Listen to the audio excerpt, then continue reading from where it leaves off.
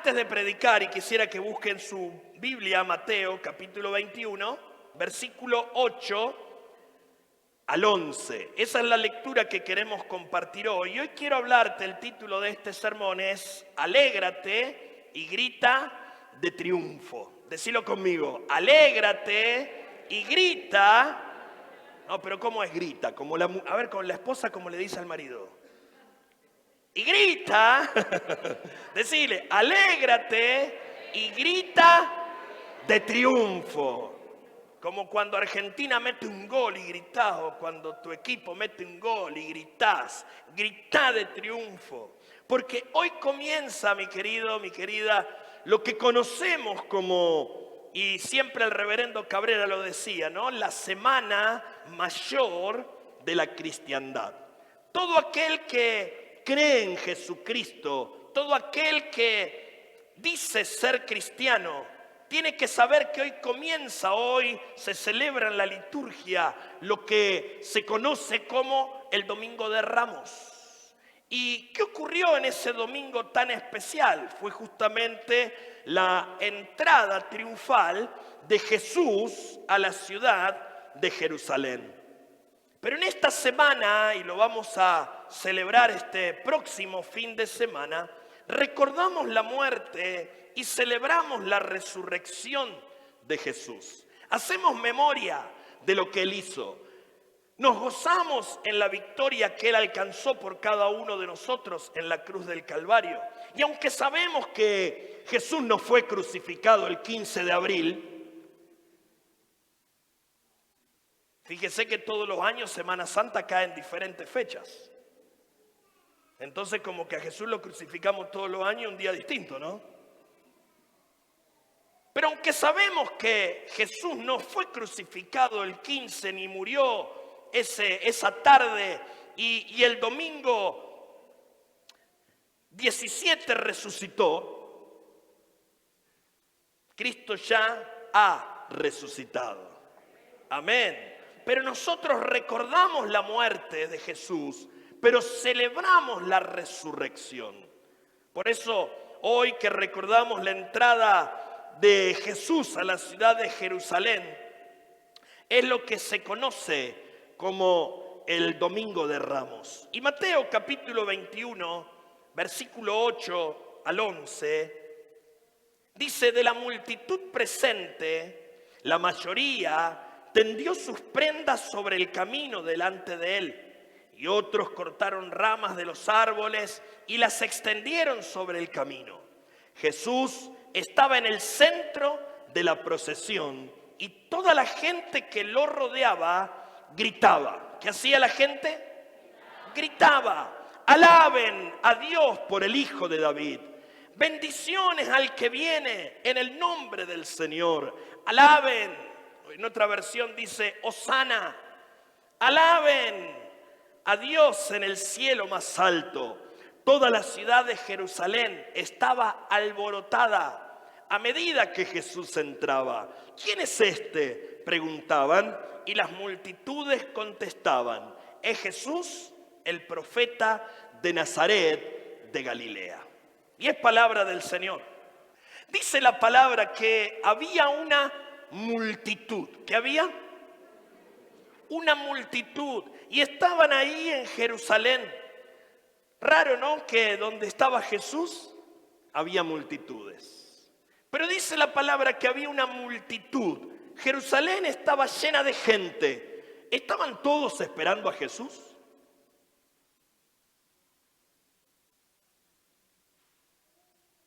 No.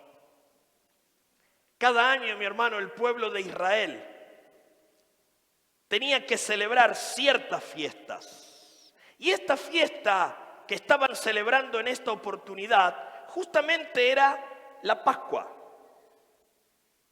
Había 3 fiestas importantes dentro de las fiestas del pueblo de Israel. Y la Pascua era una de las fiestas importantes donde todo el pueblo subía a Jerusalén, donde adoraban a Dios en el templo, llevaban las ofrendas Estaban celebrando la Pascua, pero ¿cómo iban a estar celebrando la Pascua si Jesús todavía no había muerto y Jesús no había resucitado? Estaban celebrando la Pascua porque la Pascua lo que representa es la libertad del pueblo de Israel de la opresión de Egipto. Eso era lo que ellos festejaban ese día o en esa semana en realidad, porque las fiestas judías en ese momento, las fiestas del pueblo de Israel duraban como una semana, donde comenzaban con festivales, tenían diferentes celebraciones en el medio y terminaban también con un festival como vamos a hacer nosotros el domingo, ¿no? Alabanza, adoración, exaltación a aquel que había librado de la esclavitud al pueblo de Israel. Esto es lo que el pueblo de Israel estaba celebrando. Por eso la ciudad de Jerusalén estaba llena. La ciudad de Jerusalén estaba con un montón de gente, porque de todas las aldeas de su alrededor habían venido a celebrar la Pascua. En ese momento, en medio de esa celebración, y aunque Jesús era bastante conocido, porque como leemos en la Biblia, ¿no?, la fama de Jesús se extendía y crecía el número de sus seguidores. Posiblemente muchos habían oído de los milagros y los prodigios de Jesús. Muchos se habían enterado que hacía pocos días atrás, Jesús había resucitado a un hombre que se llamaba Lázaro, el cual hacía 4 días que estaba muerto, ya estaba enterrado, ya estaba hecho una momia, ya estaba en la tumba y echaba olor a podrido. Y ahí fue Jesús y lo resucitó. Muchos habían escuchado acerca de Jesús, muchos conocían la fama y entendían que este hombre era un hombre que venía de Dios. Este profeta de Nazaret había resucitado a Lázaro y así llegaba a Jerusalén, ¿no? En la cresta de la ola, podríamos decir, ¿no? Cuando su fama crecía, cuando los discípulos aumentaban en cantidad, aquellos que lo seguían. Y entró de una manera, ¿no?, cuando leemos, ¿no?, la entrada triunfal. Hoy, ¿qué pensaríamos de una entrada triunfal? ¿Cómo sería una entrada triunfal? Si la selección sale campeona del mundo, todos los van a recibir a Ezeiza. Y después salen con el colectivo ese, ¿no?, la batea sin techo y todos saltando en una entrada triunfal y gritan Messi, Messi, ¿no?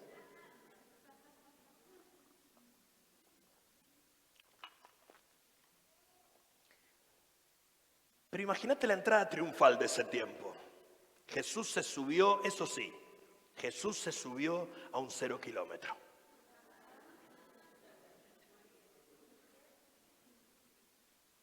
Se dio el lujo de entrar en un 0 kilómetro. No habrá sido un Rolls Royce, pero era un burro 0 kilómetros, ¿no? Pero Jesús entró montado en ese burro, que no había sido montado por nadie, como dice la Biblia, cría de una burra. Entró en el burro y mientras que entraba, dice la palabra, que la multitud que estaba ahí lo estaba recibiendo y arrojaban sus mantos y arrojaban ramas de los árboles, ramas de palmera o la rama de lo que encontraban, ¿no?, para que el burro pasara por ahí. Me imagino el burro, ¿no? No sabía que tenía tantos seguidores en Instagram, dijo el burro. Debo ser un tanto famoso, ¿no? Mirá esta gente cómo me ve. Hola. Me imagino el burro, ¿no? Pero fíjate que lo estaban recibiendo como a un rey. A Jesús lo estaban recibiendo como un rey. Como un rey que volvía a casa después de una victoria militar. Lo estaban recibiendo como alguien que entraba con éxito después de haber tenido una pelea. ¿Y por qué arrojaban las túnicas y arrojaban ramas de árboles? Porque consideraban que el suelo la tierra era demasiado poco para que un rey pasara por ahí. Por eso tiraban ramas, tiraban mantos y lo estaban recibiendo, y cuando lo recibían como este rey que volvía a su casa después de una tremenda victoria militar, aclamaban gritando: Hosana al Hijo de David, alaben a Dios por el Hijo de David, bendiciones, bendito el que viene en el nombre del Señor. Alaben a Dios en el cielo más alto. ¿Cómo lo veían a Jesús? Una parte del pueblo lo veía como un profeta que venía de parte de Dios. Una parte del pueblo lo veía de esa manera. Otros esperaban a Jesús como un gran líder político, militar, que se iba a levantar en contra del imperio. Un imperio que hacía tiempo que venía sometiendo, sojuzgando a todo lo que encontraban, ¿no? El imperio romano era tan grande, ¿no?, que decían que sobre el imperio nunca se ponía el sol. Porque desde donde salía el sol hasta donde se ponía el sol estaba el imperio romano. Y la realidad es que el imperio romano era muy grande. La conquista militar de Roma había sido, la avanzada militar de Roma había sido tremendamente importante en ese tiempo. Desde el norte de África hasta Asia y desde la península itálica, España y un poco más, era gigantesco el imperio romano. Pero este imperio que sojuzgaba, este imperio que gobernaba, este imperio que oprimía al pueblo de Israel con impuestos, porque eso es lo que hacía el imperio, ¿no?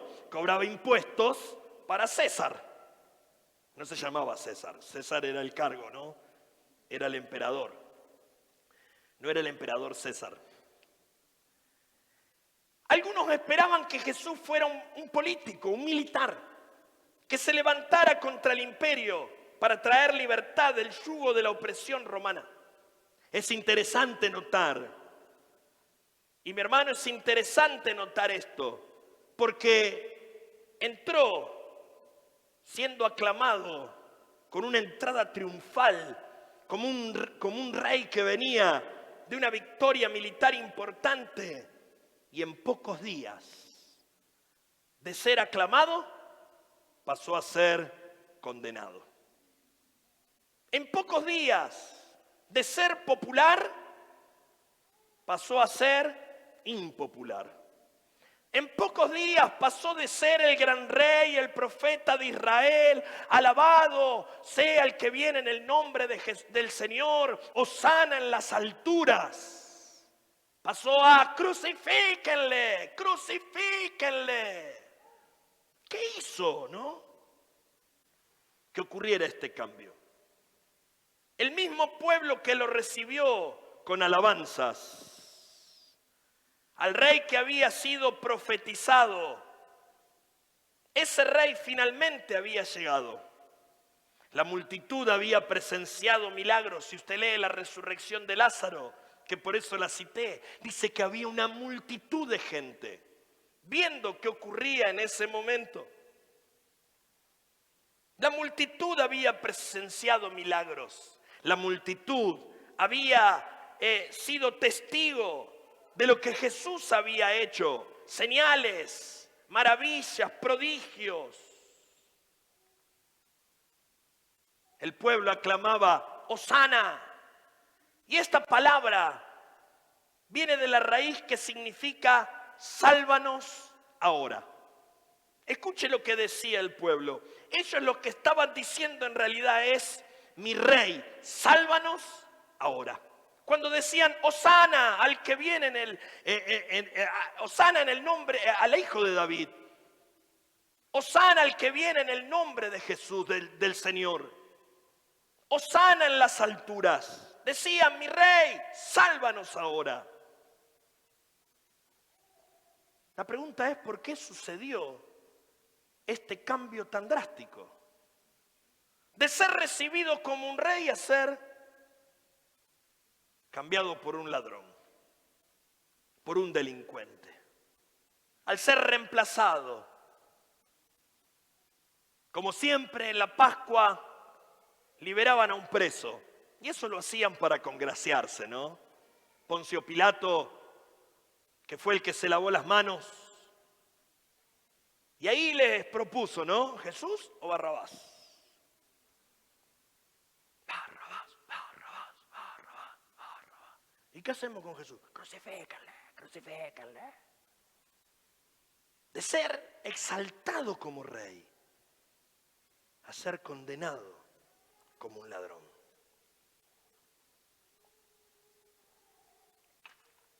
¿Qué pasó en el medio? ¿Qué pasó en esos pocos días? Bueno, mire, pasó de todo, ¿no?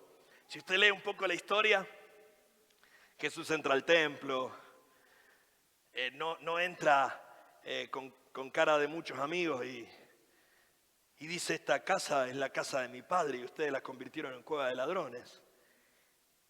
Y agarra el látigo.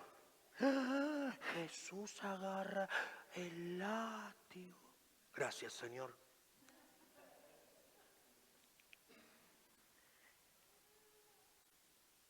Y echa a todos los cambistas. ¿Qué hacían los cambistas? Vendían el holocausto, porque la gente tenía que entrar al templo para presentar su ofrenda. Y muchos no podían traer su ofrenda porque venían de lejos. Imagínate, venía de lejos con la ovejita. Vamos, vamos. Decía, ¿a dónde vamos? Ya vas a ver. Y la oveja, acá me parece que hay gato encerrado. No pasa nada, tranquila.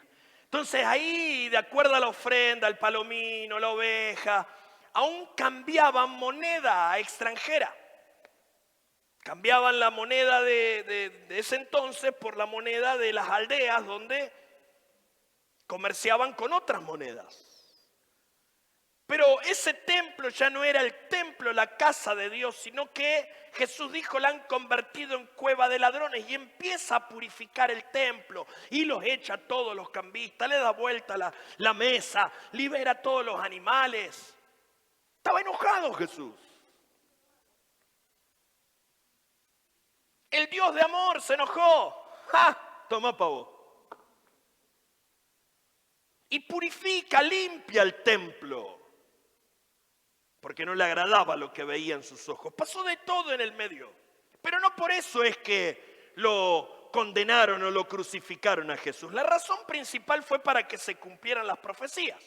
Escrito está en la Biblia que Jesús iba a morir y que también iba a resucitar y iba a traer sobre nosotros bendición y vida eterna. Hay un montón de profecías en la Biblia que hablan acerca del sacrificio de Jesús.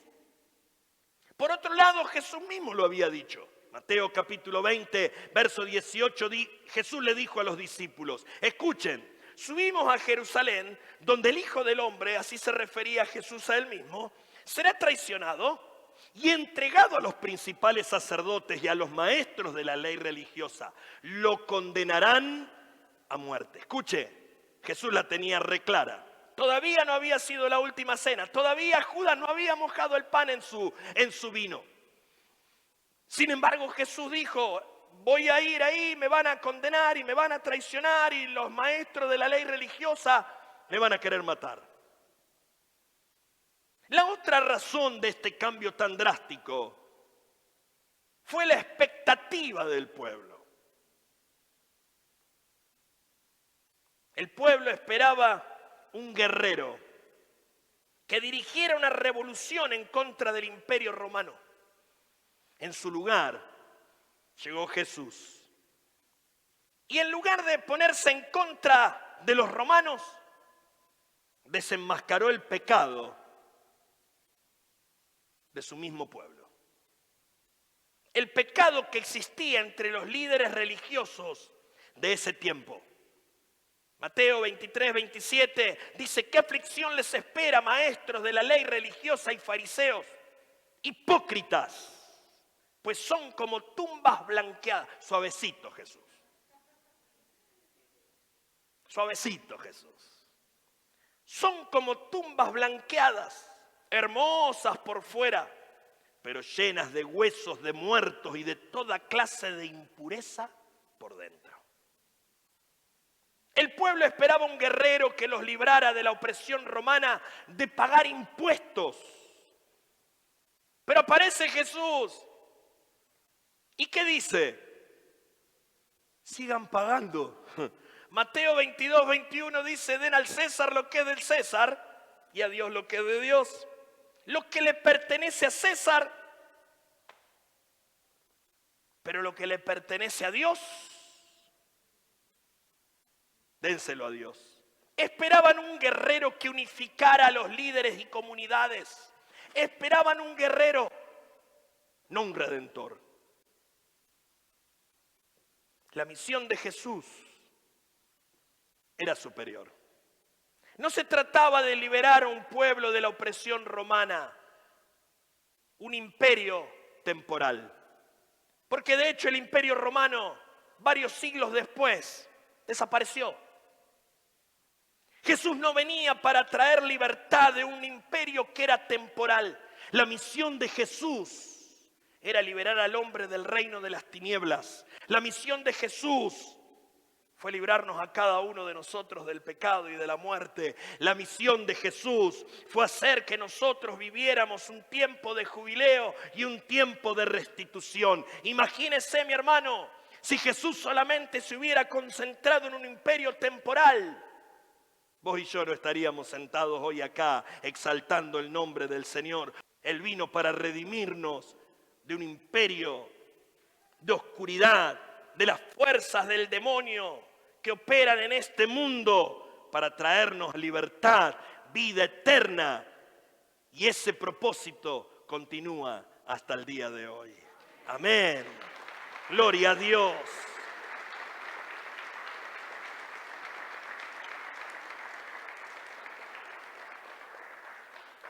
La pregunta que quisiera que nos hagamos en esta hora y quisiera encontrarle una respuesta hoy es ¿por qué se hace tan difícil al hombre aceptar la verdad de Dios?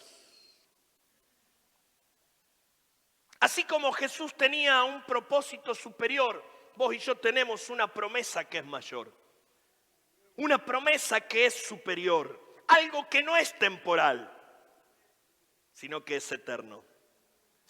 Porque mi hermano, el Señor no está interesado solamente en que nos vaya bien.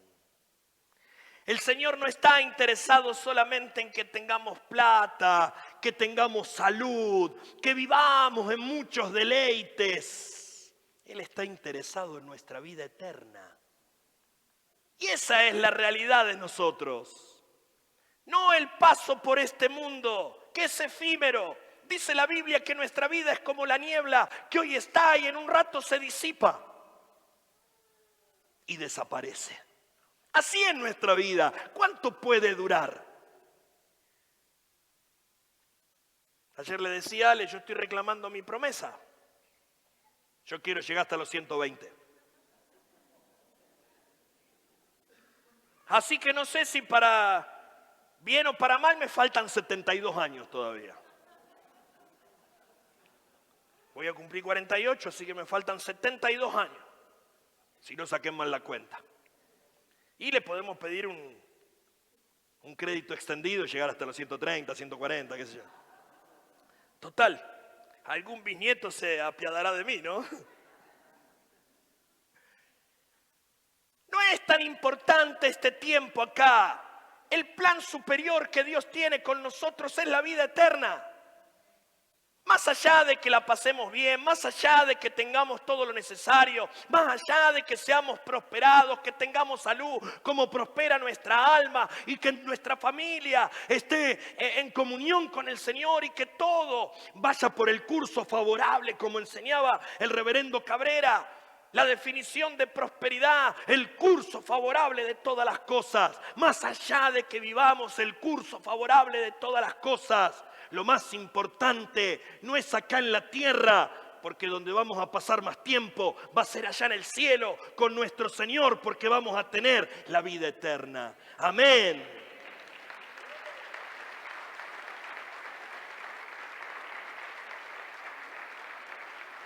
Pero ocurre, mi querido, que el pueblo de ese entonces, y lamentablemente muchos hoy, no aceptan la verdadera identidad de Jesús y prefieren aceptar doctrinas inventadas por el hombre.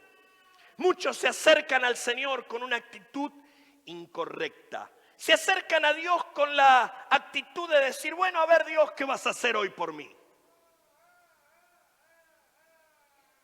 Pero como creyentes, como hijos de Dios, nuestra actitud debe ser distinta.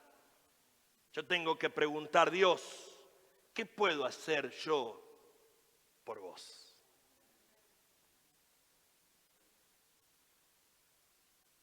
Y una de las razones por la que el hombre adopta la actitud incorrecta es porque el hombre confía más en lo que ve que en lo que lee. Confía más en lo que ve que en lo que lee. Marcos 13:22 dice, pues se levantarán falsos mesías, dijo Jesús, y falsos profetas, y realizarán señales y milagros para engañar,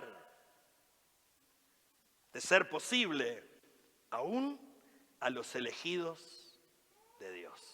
Escuche, Jesús lo dijo.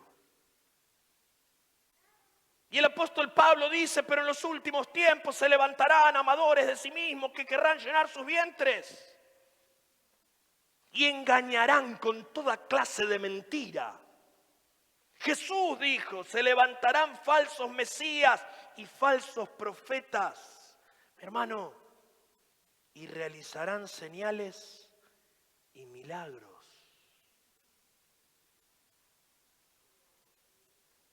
Decía al de al lado, abrí el ojo.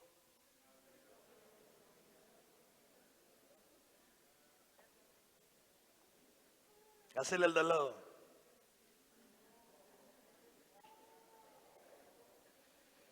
Atente el piojo. Porque se levantarán falsos mesías y falsos profetas que van a hacer señales y milagros. Va a haber sanidad, va a haber liberación.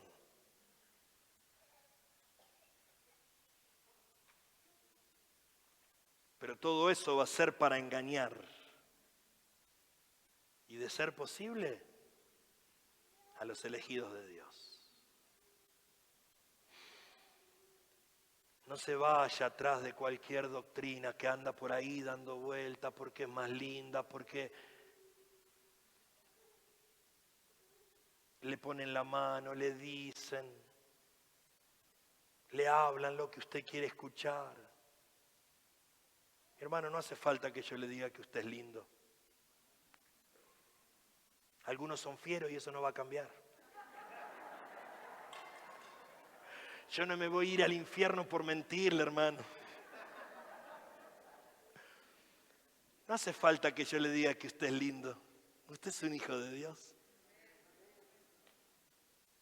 No hace falta de que yo lo convenza. Porque el que convence es el Espíritu Santo. No hace falta de que yo le diga lo que usted quiere escuchar. Ay, lo que pasa es que el pastor de esa iglesia no fluye en la profecía. Mire, si usted quiere, yo le profetizo.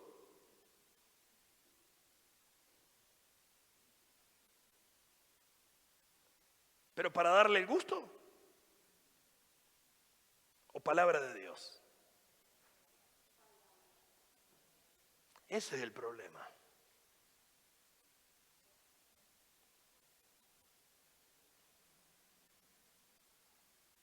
Pero como es famoso y hace muchas cosas, y, vamos, ahí está el Señor.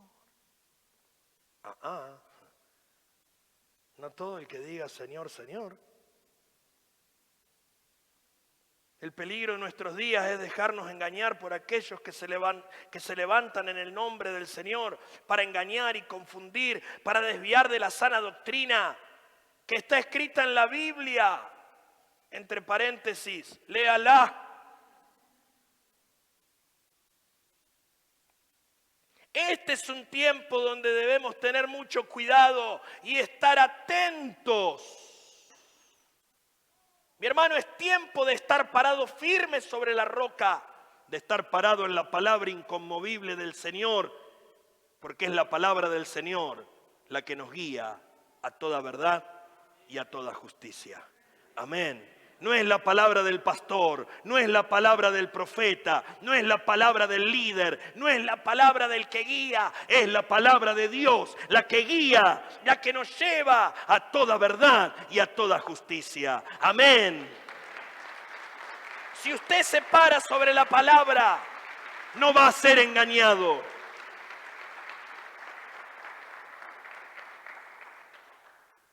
Juan capítulo 1, verso 10 y 11 dice: vino al mismo mundo que él había creado, pero el mundo no lo reconoció. Vino a los de su propio pueblo y hasta ellos lo rechazaron.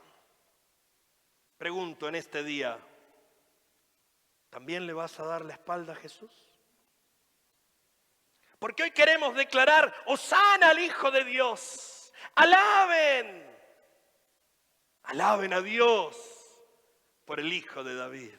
Hosana en las alturas. Bendito el que viene en el nombre del Señor. Y mi hermano, Él quiere entrar hoy. Y quiere entrar para cumplir con su plan y su propósito. Quiere traer restauración, derramar óleo de gozo y operar sanidad en los cuerpos enfermos. Él vino para ministrar vida y poder. Zacarías capítulo 9, verso 9, el profeta Zacarías dice: alégrate, oh pueblo de Sión. Alégrate, oh pueblo de Mendoza. Grita de triunfo, oh pueblo de Jerusalén. Mira, tu rey viene hacia ti. Él es justo y victorioso, pero es humilde y montado en un burro, montado en la cría de una burra. Alégrate, oh pueblo, grita de triunfo, oh Jerusalén. Hoy el Señor está entrando sobre un burrito, pero no cualquier burrito, un burrito instagramer. Un burrito tiktokero. Un burrito que nunca había sido montado. Un burrito 0 kilómetros. Y Él lo hace de esa manera humilde para que hoy te alegres, para que hoy te goces en el Señor. Porque hermano, Él va a volver. Y ahí estaremos nosotros esperando. Para declarar, como dijo Job, capítulo 19, verso 25, pero en cuanto a mí, sé que mi Redentor vive. Y un día, por fin, estará sobre la tierra. Ponete de pie, dale tu mejor aplauso al Señor.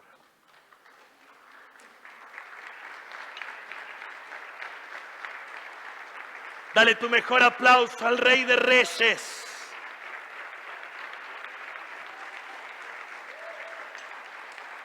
Dale tu mejor aplauso al que vive. Dale tu mejor aplauso a aquel que está entrando. Dale tu mejor aplauso a aquel que viene para traerte vida eterna, restauración, ministrarte vida y poder. Dale tu mejor aplauso al Rey de Reyes, al Señor de los Señores. Aleluya. A ti te alabamos, Señor. A ti te bendecimos en esta hora. Celebramos y decimos: Hosana, Hosana, Hosana. Alabamos a Dios por el Hijo de David. Oh sí, Señor, declaramos tu triunfo, declaramos tu autoridad, declaramos, Señor, que tú tienes poder. Seguí aplaudiéndole al Rey de Reyes. No te canses en esta hora. Su presencia está en este lugar. Él te llena. Él trae libertad, vida eterna, poder y restauración sobre tu vida. En el nombre de Jesús. Sí, Señor. Hoy lo declaramos. Hoy lo declaramos. Hoy lo declaramos. Gracias, Señor. Gracias, Señor. Porque tú entraste como rey y te levantaste como rey sobre nuestra vida. Gracias, Señor, por tu victoria, por tu poder. Gracias, Señor. Aleluya. Aleluya. Gloria a Dios. Gracias, Señor. Gracias, Señor. Bendecí el nombre de Jesús. Levanta tus manos al cielo y decile: Señor, hoy te bendecimos.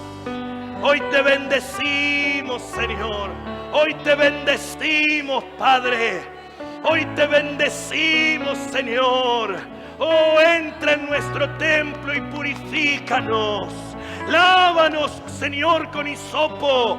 Y si nuestro pecado era rojo, quedará blanco como la nieve. Limpia, Señor, y purifica nuestra vida. Queremos vivir una vida contigo.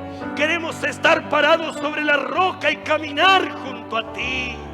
Seguirte todos los días de nuestra vida y declarar que tú eres nuestro Señor, el autor y el consumador de todas las cosas. Gracias, Padre. Te bendecimos en esta hora. Y a ti, oh Dios, te damos toda la gloria y toda la honra en el nombre de Jesús. Amén. Amén. Aleluya. Aleluya. Aleluya. Gloria a Dios. Gloria a Dios.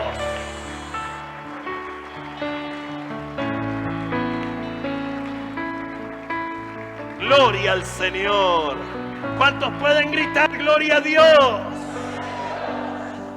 Gloria al Señor.